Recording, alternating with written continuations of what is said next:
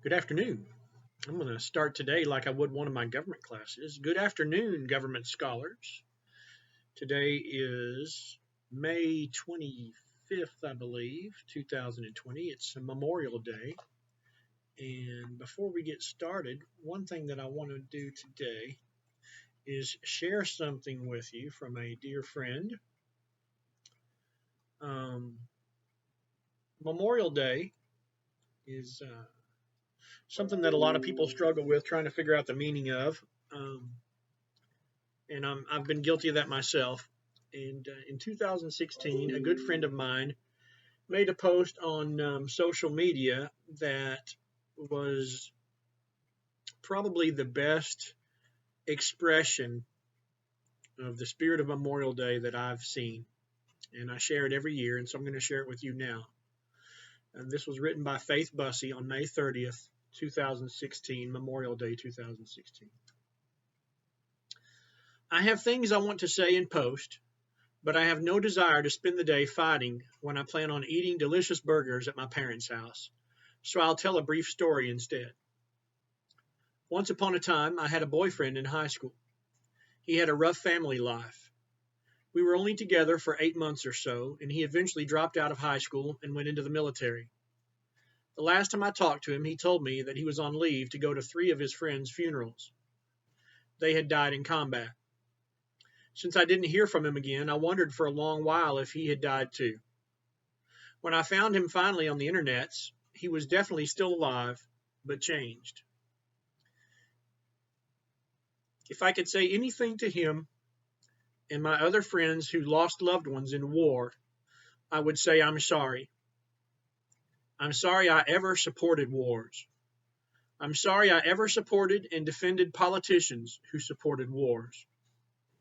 Whether you think any particular war was just or necessary, war is still hell and should absolutely be a last resort and should absolutely never be used as a tool for political gain by those who sit in their ivory towers.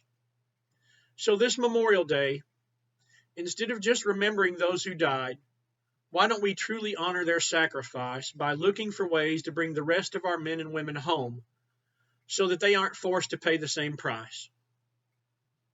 Just because they are willing to die does not mean they should, and it doesn't mean what they died for was worth dying for. And that's Faith Bussey from 2016. Thank you, Faith, for expressing what I couldn't. And now for chapter 33 of Ken Schoolin's book, The Adventures of Jonathan Gullible, A Free Market Odyssey. Chapter 33, Doctrinaire. Can I have the freedom to buy medicine I need even though government has not approved it?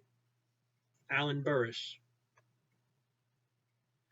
Jonathan followed George's entourage out of the Palace of Lords in search of medical help. Across from the palace, a long white building occupied most of the block. The group entered the nearest door. Suddenly, screams of agony came from an open window halfway down the block. Dashing along the pavement, Jonathan reached the window just as the shutters were closing. He grabbed one of the shutters, holding it open. "Get away!" shouted a large matronly woman from inside. Her angry red face contrasted sharply with the white uniform that covered her from head to toe. "What's going on in there?" insisted Jonathan. "What's the screaming about?" "That's none of your affair. Now let go." In desperation, Jonathan tightened his grip. "Not until you let me know what you're doing. You're hurting someone." "Of course we're hurting someone," said the woman. "How else can we cure them?" "Trust me. I'm a doctor." Sure enough, Jonathan saw the woman's name and title embroidered on her uniform. Dr. Abigail Flexner. Jonathan gasped. "You hurt people to cure them? Why don't you just let them alone?" "We must kill the demons. Sometimes we can't help it if the patient is hurt as well," declared the doctor matter-of-factly. Frustrated with Jonathan's stubbornness, she looked around for help in dealing with this impertinent youngster. "Oh, all right," she said resignedly. "I'll prove that we're helping people. Go around by the side door and I'll give you a little instructional tour." Hesitant, Jonathan finally let go of the shutter and went where he was told. George and the others had passed through the same door, but Jonathan saw no sign of them inside. He had entered a room filled with people of all ages, sitting or standing, shoulder to shoulder along the walls. Some moaned loudly and held out arms and legs wrapped with bandages and tied with splints. Others muttered, paced anxiously, or comforted loved ones. Many people had bedding and cooking utensils piled next to them, signs of a long occupation. Jonathan wondered how long these people had to wait. Dr. Flexner opened an interior door and beckoned to Jonathan. The crowd immediately stopped all activity and grew hushed. The occupants stared enviously at Jonathan as he passed by in front of them. The doctor admitted him to a windowless room filled with desks, clerks, and piles of paper stacked to the ceiling. She guided him to another door, which led to a small amphitheater stage ringed by a balcony with seats. The powerful odor of chemicals and decay assaulted Jonathan's senses.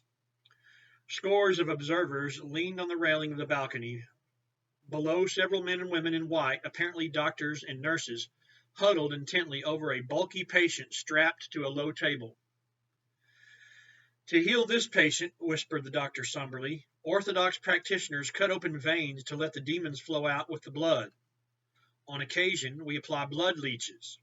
She pointed to a table next to the patient, which held an array of knives, saws, candles, and bottles of various sizes and shapes. Oozing over the side of a large metal bowl, slimy leeches the size of a man's thumb writhed. Jonathan felt his stomach turn. "Failing that, our women and men of science poison the demons with chemicals. We prefer to use arsenic, antimony, and compounds of mercury. What great progress we have made in medical science. Mark my words, a century from now, physicians will marvel at our achievements." "Aren't those poisons deadly?" said Jonathan. He recalled that his uncle sold mixtures like these compounds to kill rats back home. He vaguely remembered hearing old-timers tell of such dangerous substances used medically in the old days. But hadn't those practices ended long ago? "Can't be helped," she said reassuringly. "Cut, draw, and poison are the only safe and effective treatments." "How often does it work?" "The treatment succeeds in destroying demons 100% of the time. And," she beamed, "our patients experience a stunning 27% survival rate." Jonathan stared. One of the doctors slit the patient's belly, and jets of blood spurted out. "What's his ailment?" "Opsonin rot of the nuciform sac," answered Dr. Flexner. "We're certain." "Isn't there any other way to treat him?" "Ha!" she snorted. "Some claim otherwise. Thank God those quacks aren't licensed to administer cures. It isn't enough just to certify the quality of our own physicians for people to choose. We must outlaw charlatans who pretend to heal with unauthorized medicines, silly diets, molds, plants, pins, touch, prayers, fresh air, exercise, and sometimes even, can you believe it, she scowled, laughter. When we catch them, we toss them into the zoo and throw away the key." "Do those cures ever work?" asked Jonathan softly. "Mere coincidence if they do," she replied. Jonathan noticed her puffy and bloated face. Her blotched red nose provided the only color in her gray complexion, the color of an overcast sky. Her breath could kill. "But what if a patient chooses those remedies?" prodded Jonathan. "Whose life is it?" "Precisely," she exclaimed. Jonathan raised a favorite topic. The doctor drew Jonathan away from the railing and crossed her thick arms in front of her, one hand to her chin. Speaking fervently, she said, "Whose life is it? Some of these selfish patients actually think that life is their own. They forget that each life belongs to all. All of us form an unbroken line from ancestors to descendants, all connected to the great whole. For the good of society, trained professionals must protect patients from their own poor judgment. Imagine, some patients actually want to kill themselves. We're much better prepared to decide when and how they are to be treated." She paused to reflect, then continued. "Besides, the Council of Lords generously pays all medical bills on the island. Healthy workers stand duty in the tax line, ranked by the Council's judgment of ability. Patients stand duty in the wait line ranked by our judgment of need. The two lines must one day match, so we cannot afford to let patients make costly errors with the people's money. A moan of pain resounded through the room, and more blood squirted into a basin on the floor. Attendants relayed commands. The attending surgeon received more instruments and sponges. A concerned look clouded the doctor's face as she stood next to Jonathan. "I feel his pain," she murmured. "How do you get a license?" asked Jonathan, "so that you can make those life and death decisions for people?" "It takes many, many years of preparation. One must undertake orthodox medical schooling, pass numerous tests, as authorized by our friends in the Council of Lords. We closed one of the two medical schools of Corumpo in order to maintain high orthodox standards. Years of scholarly research and hallowed traditions provide these standards. The Benevolent Protective Guild of Orthodox Medicine awards licenses and assures practitioners of remuneration property to their standing in society." "High pay?" said Jonathan. "That's all for now." The doctor gave an impatient look and ushered Jonathan out. But Jonathan refused to stop asking questions. "How do you know which doctor is good and which is bad?" "There's no such thing as a bad doctor," she asserted. "Licensed doctors are all equally qualified. Of course, there are rumors. We can't stop gossip about good and bad, but our control over the reports assures that any such gossip is baseless." Quick as a flash, she pushed him out the back door and slammed it with a bolt. And that is the end of chapter 33, Doctrinaire. Another interesting and relevant chapter that brings up questions that we are dealing with in society right now. In a free society, who decides where medical care comes from? Who decides that one person has the right to another person's services? Who decides when someone's ready to die? Questions that we wrestle with every day. Well, I will see you tomorrow with chapter 34. Chapter 34 is vice versa. Have a blessed and pleasant Memorial Day. Bye-bye.